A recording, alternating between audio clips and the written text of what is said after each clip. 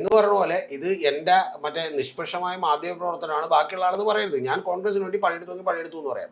യഥാർത്ഥത്തിൽ ഷാജനൊക്കെ ആർക്കു വേണ്ടി പണിയെടുത്തുകൊണ്ടിരിക്കണമെന്ന് കോൺഗ്രസിന് നന്നായിട്ട് അറിയാന്നേ. ഇനി ആർക്കും അറിയില്ലെങ്കിലും വി ഡി സതീശനും കോൺഗ്രസ്സുകാർക്കും ഒക്കെ അറിയാം, ഭൂരിപക്ഷം കോൺഗ്രസ്സുകാർക്ക്. എന്താ ഷാജൻ പണിയെടുത്തുകൊണ്ടിരിക്കണം? കോൺഗ്രസിന് വേണ്ടിയായിരുന്നു ഇത്രയും കാലം പണി. ഒന്ന് ആലോചിച്ച്, പ്രജിത് ഇത് പറഞ്ഞല്ലോ, പ്രജിതയെ പോലെ ഇത് കൃത്യമായി ഒബ്സർവ് ചെയ്യുന്ന ഒരാൾക്ക് പോലും തെറ്റിദ്ധാരണ ഉണ്ടെങ്കിൽ ഞാനത് തിരുത്തി തരാം. ഷാജന്റെ വീഡിയോകളിൽ ഷാജൻ ഇത്തവണ നിഷ്പക്ഷമല്ല, ഞാൻ തുറന്നു പറയാണെന്ന് പറഞ്ഞൊരു കാര്യം പറഞ്ഞു. എന്താണെന്നറിയാമോ?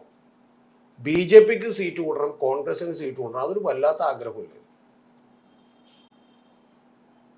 അതെങ്ങനെയാണ് ഈ പറയുന്നത്? നാളെ ഇപ്പൊ കോൺഗ്രസ് ഗവൺമെന്റ് ഇരിക്കുകയാണ്, നാളെ കോൺഗ്രസ് ഗവൺമെന്റിനെതിരെയും CPM വരാനും വേണ്ടി ഷാജൻ പ്രയത്നിക്കുമ്പോൾ ഷാജൻ പറയാണ് ബി ജെ പിക്ക് വോട്ട് കൂടണം, CPM വോട്ട് കൂടണം എന്നുണ്ടെങ്കിൽ CPM അവരുടെ മറ്റേ പരിപാടിക്ക് വിളിക്കാൻ പറ്റുമോ ഷാജന്? പറ്റുമോ? കാരണം ഷാജന്റെ യഥാർത്ഥത്തിലുള്ള ആവശ്യം എന്താ? യഥാർത്ഥത്തിൽ ഒറ്റ കാര്യമുള്ളൂ, ഇത്തവണ BJPയെ കൊണ്ട് പിണറായി വിജയനെ മാറ്റാൻ പറ്റില്ല. അപ്പൊ ഷാജനെ സംബന്ധിച്ചിടത്തോളം പിണറായി വിജയനെ മാറ്റണമെങ്കിൽ ഒറ്റ വഴിയുള്ള ആരും അധികാരത്തിലേക്ക് വരണം, കോൺഗ്രസ് അധികാരത്തിലേക്ക് വരണം. അല്ലാതെ കോൺഗ്രസിനോടുള്ള വലിയ പ്രണയം കൊണ്ടോ സ്നേഹം കൊണ്ടോ ഒന്നുമല്ല. അതവർ തിരിച്ചറിഞ്ഞു, അതുകൊണ്ട് അവർ വിളിച്ചില്ല.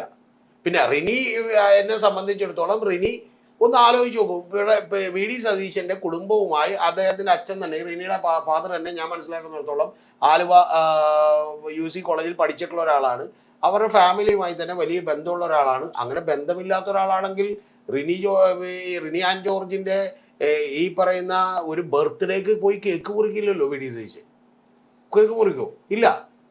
എൻ്റെയൊക്കെ ബർത്ത്ഡേക്ക് പോലും എൻ്റെ ഏതെങ്കിലും സുഹൃത്ത് വന്ന് കേക്ക് മുറിച്ചായിട്ട് എനിക്കൊരു ഓർമ്മയില്ല, പ്രശസ്തനായിട്ടുള്ള. അപ്പൊ അങ്ങനെ ആരും വന്ന് മുറിക്കില്ല. ഒന്നാമത് നമ്മൾ കേക്ക് മുറിക്കാറില്ല, അതുകൊണ്ട് ആരും പറയാറില്ല. പക്ഷേ കേക്ക് മുറിക്കുന്നു, അതുകൊണ്ട് കേക്കച്ചൻ എന്ന് വരെ വിളി കേട്ട ഒരാളാണ്.